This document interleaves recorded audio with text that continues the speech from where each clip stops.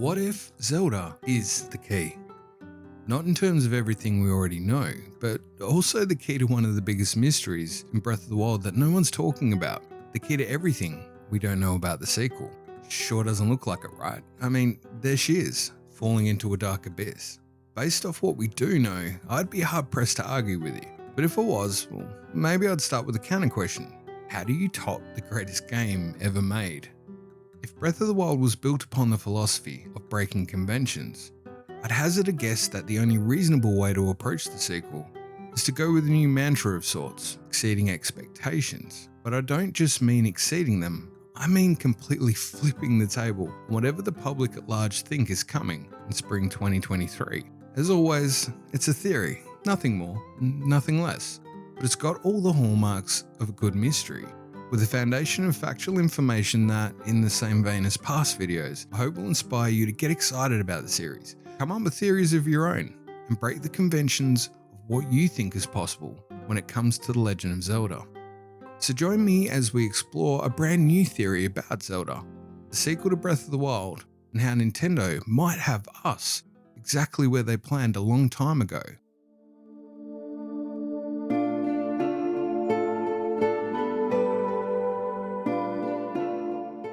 So how do you top one of the greatest games ever made? Well, to set the scene, it's important to understand the concept of the prestige. It's a term derived in the world of showmanship and illusions that describes the pivotal moment known as the payoff, executed in the third act of any magic trick. First comes the pledge. The magician shows you something relatively ordinary, like a little bird.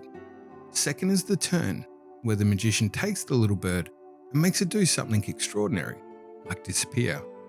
And finally, there's the prestige. The magician tops that disappearance and makes the little bird reappear.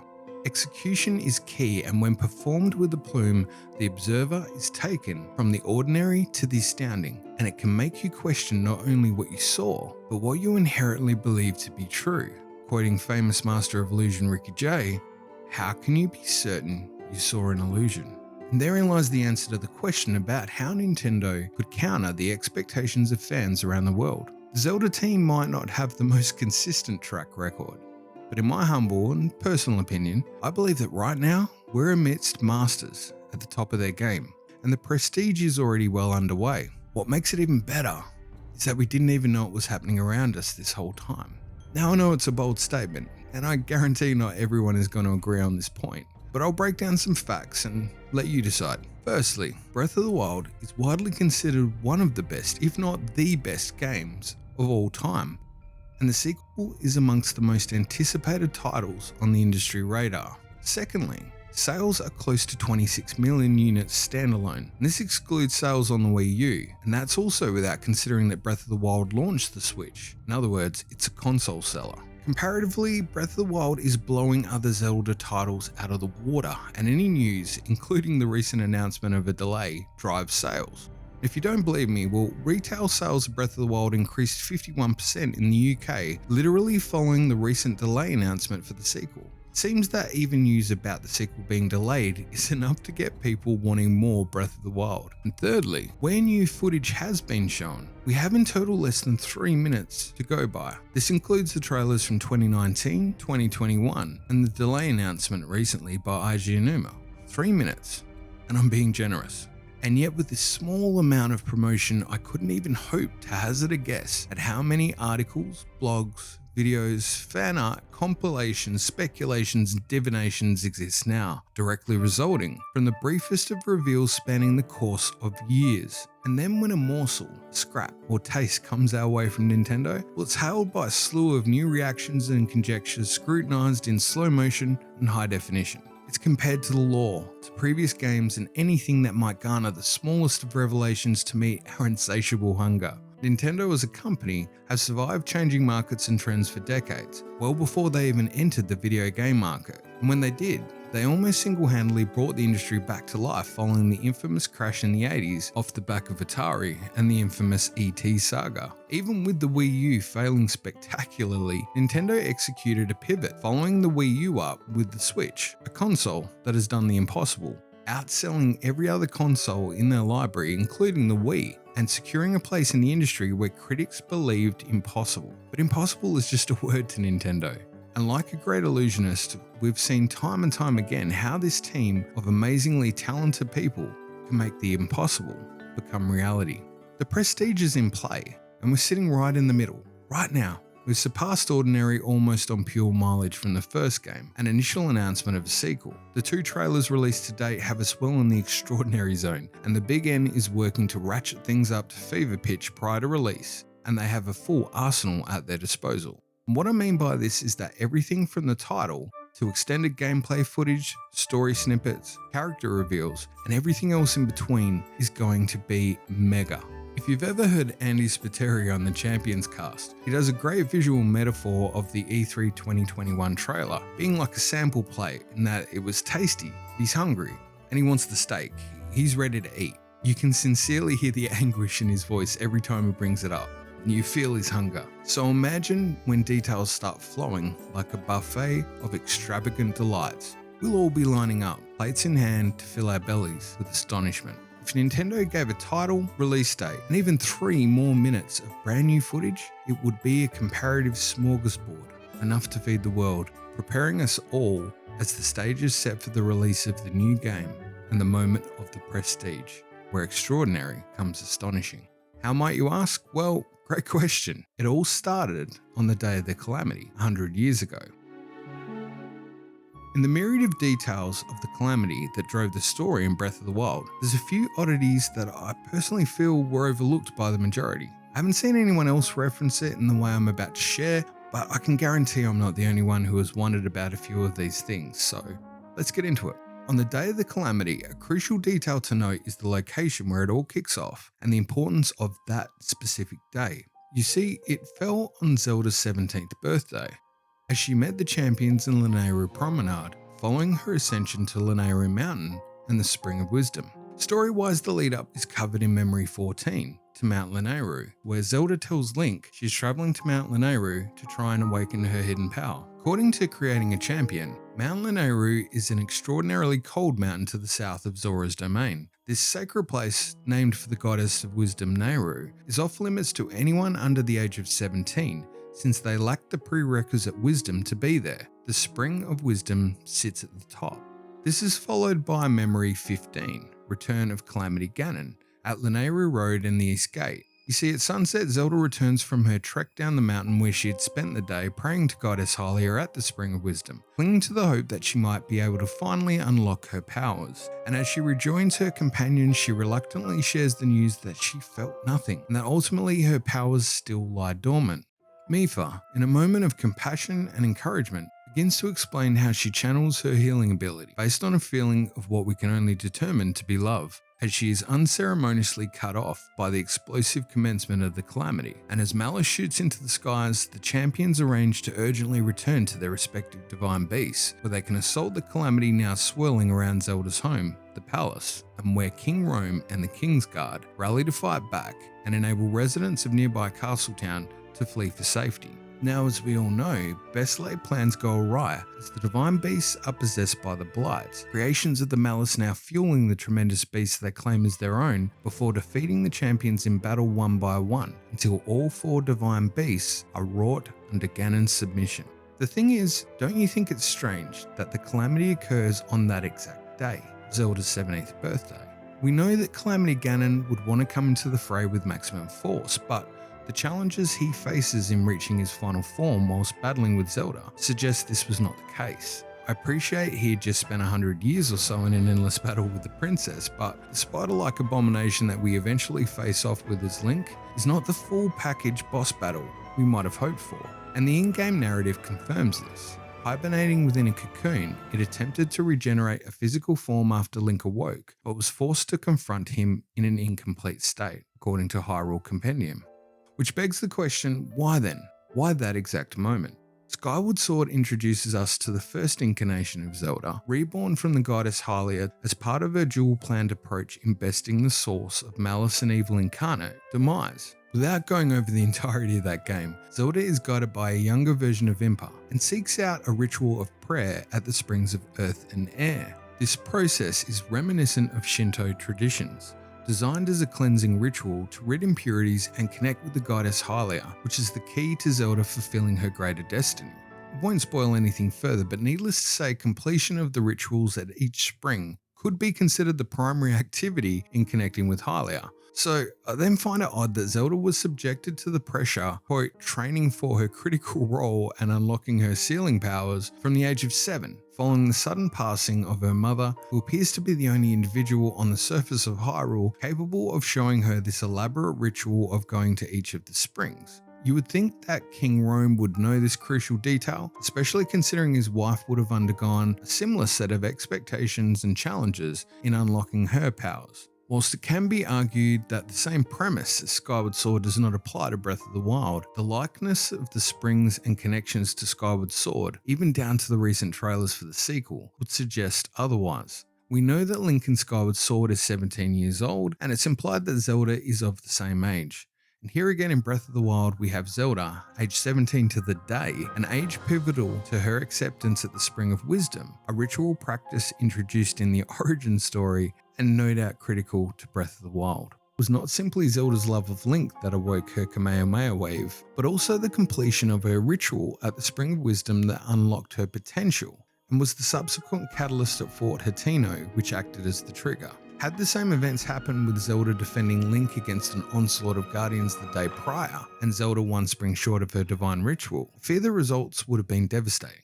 This isn't the first time age has come into play with the protagonists of the series, impeding their ability to act against evil. Link in Ocarina of Time is immediately sidelined for a 7-year period upon pulling the Master Sword and opening the gate to the Sacred Realm. This unexpected turn of events allowed Ganondorf to lay claim to the Triforce of Power, and ultimately 7 years to devastate Hyrule before meeting any reasonable opposition in the form of Link, Sheik, aka Zelda, and the Sages. A similar point could be argued in Skyward Sword, where the Wing Ceremony and the Ceremony of the Goddess act as events that not only mark the transition to the next stage of adulthood, but also recognise Zelda to play the reincarnation of Hylia, and Link to demonstrate his courage in the Ceremony of the Goddess, a strong callback to Hylia's chosen hero in a battle with Demise.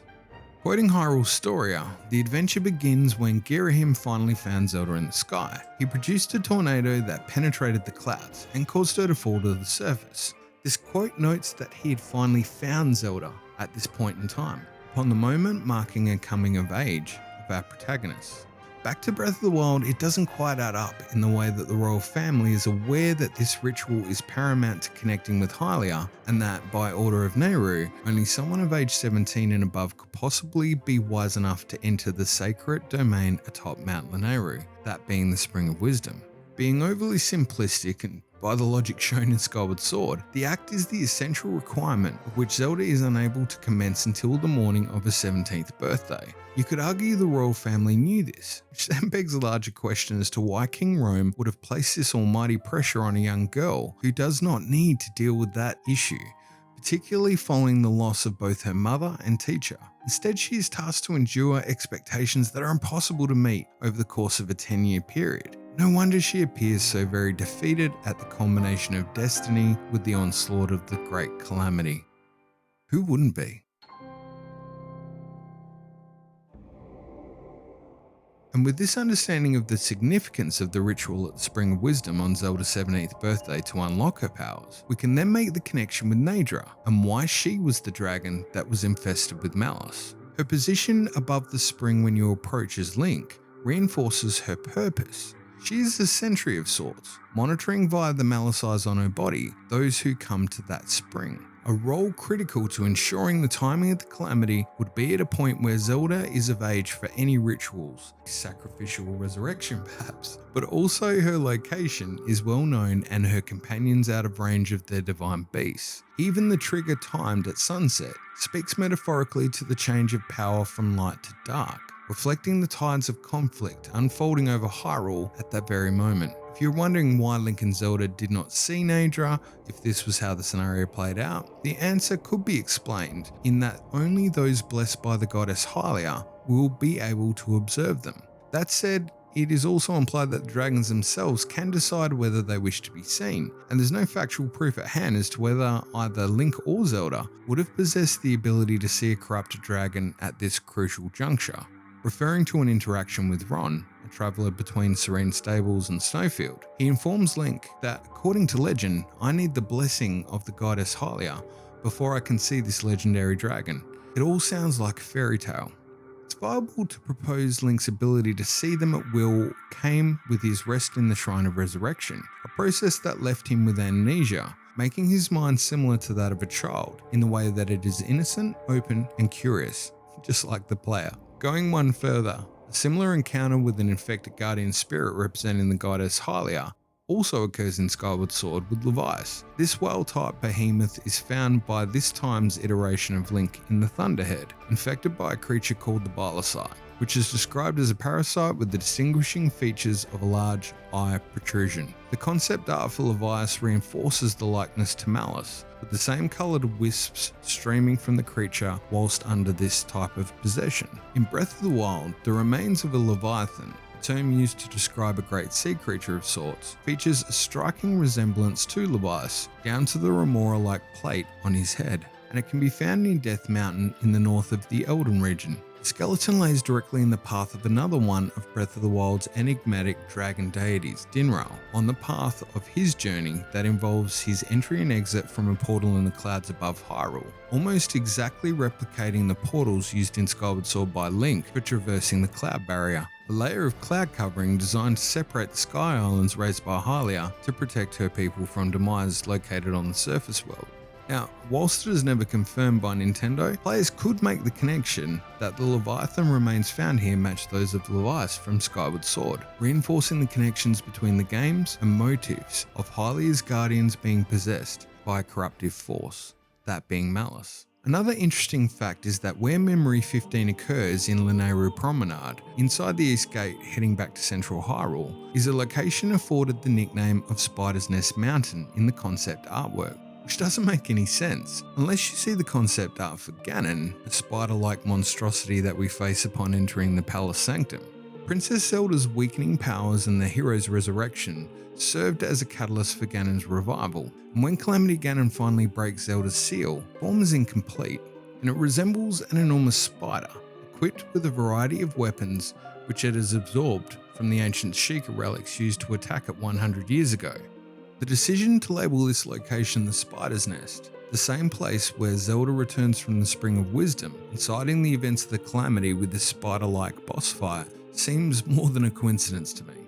It felt more like foreshadowing in how events were going to play out, and there's nothing in the concept art to even indicate any reason a label of Spider's Nest would have any relation to a spider-like creature in game, nor any reference for that matter other than the connection with this half-cooked Calamity Ganon. And once again, it comes down to events on that day and ending up in that very location. When you connect these pieces, the significance of Zelda within the story of Breath of the Wild and its sequel morph from a collection of parts to a more tangible whole. Let's review. We have callbacks to events in Ocarina of Time, Naydra's corruption, Zelda's movement on the day of the Calamity, immediacy of the attack, concept art and foreshadowing of the Spider's Nest location. Together, we have a predetermined sequence of events underpinning the overall narrative. Another consideration is Memory Number 7, a pivotal turning point where Zelda is targeted by a Yiga assassin and saved by Link. And this moment is critical for a number of reasons, but it also helps to shape Zelda's opinion of Link, and that perception fosters a growth in their relationship. Sure, the Yiga attack Link in your adventure, but oddly enough this comes after they request him to join their ranks. A privilege poor Zelda is not afforded when we account for the attack we see in Memory Number 7. The consistent chain of events that builds up has a commonality in Princess Zelda. It is she who was targeted by the Yiga, watched by the Calamity, and harangued under pressure for some 10 years to fruitlessly train in trying to establish a connection that required something that was simply out of her control. Even the final ending of the game, unlocked with key shrines and divine beasts completed, sees Zelda acknowledging the toll the past 100 years of conflict has had on her powers, while she lays forth the program to go to Zora's kingdom for reasons relating to both Mipha's father and the functional issues surrounding Divine Beast Van Ruda. She's undergone a transformation into a confident leader, a role we see echoed in Age of Calamity, which, although non-canon to the mainline series, further emphasizes the evolution of her persona. We know from interviews that Zelda was the character the team spent a majority of their time refining, a reflection of the importance that she would play in the game, and dare I say it, a sequel already projected down the line. Princess Zelda would play the narrative role, from dialogue to progression, acting to mirror the player and their growth, a linchpin to key events, and what might ultimately be the eventual rebuild of Hyrule. So when she just appears to drop helplessly into the darkness, followed closely by Link skydiving through a sea of light rushing into view, I believe Nintendo are using a sleight of hand to actively encourage the viewer to minimize Zelda's role in the sequel and draw their focus purely on Link. It's a masterful piece of imagery and symbolism, heightened further by the use of Link's outfit changes to elicit questions about the similarities to the ancient hero of the tapestry, as well as further questions about the fate of the Master Sword. While Zelda falls into darkness and silence grips the viewer, Link explodes in a flash of dazzling light to triumphant music and a sequence of exciting action and new mechanics. Kind of reminds me of an old advertisement where the announcer might say, "Hey there, are you sick of homework? Well, here's something way cooler." Questions around a playable Zelda, for example, have circled for the past 5 years, and devs and Aonuma are notoriously coy with any response and non-committal. Going back to Skyward Sword, there was even planned DLC for the game where the player will take the role of Zelda during events on the surface that Zelda and Impa played out, which were only briefly covered in the game. Yet, following the second trailer, the universal response seems to be, "Oh well, I guess a playable Zelda is off the cards." Most considered that this could mean that Zelda might die or be gravely injured, or play the role of damsel in distress, requiring Link to once again save the day. The thing is, it worked. Now the focus has shifted more to Link than anything else, and what's happening with that Master Sword. Heck, even I'm wondering what might happen there. The thing is, the visage of Zelda appearing to fall into a cavernous abyss, I believe, is the moment the audience has been sold the prestige. Because any outcome you think you know is based off a few minor explanations in less than 3 minutes of video and audio. Because your expectations have been finally censored, sleight of hand played, and your attention drawn exactly where the illusionist wants it. And you're in prime position to have your mind blown. If you made it this far, thanks for watching, and I hope you enjoyed the video. If you did, feel free to subscribe if you haven't already, so you can get notified about future videos and content. And if you don't want to, or can't be bothered, well, that's perfectly fine as well. There's plenty more content planned, and the next one, well, let's just say this is one I'm really looking forward to sharing with you all. It's going to touch on something a little controversial, but I think many people out there will enjoy the different perspective it offers, as it's something I know many aside from me are really wondering about. I'd love to hear your thoughts in the comments, and if the last few videos are anything to go by, we've had some fantastic observations, different pieces of feedback, and really great ideas that I think make sensational theories in their own right. To those who have shown their support to the channel and joined, well, thank you so much. You guys rock. I'm blessed and humbled to have you on board. It means more than you know. As always, please take care of yourselves, keep being amazing, and I'll see you next time here on GameSmiths.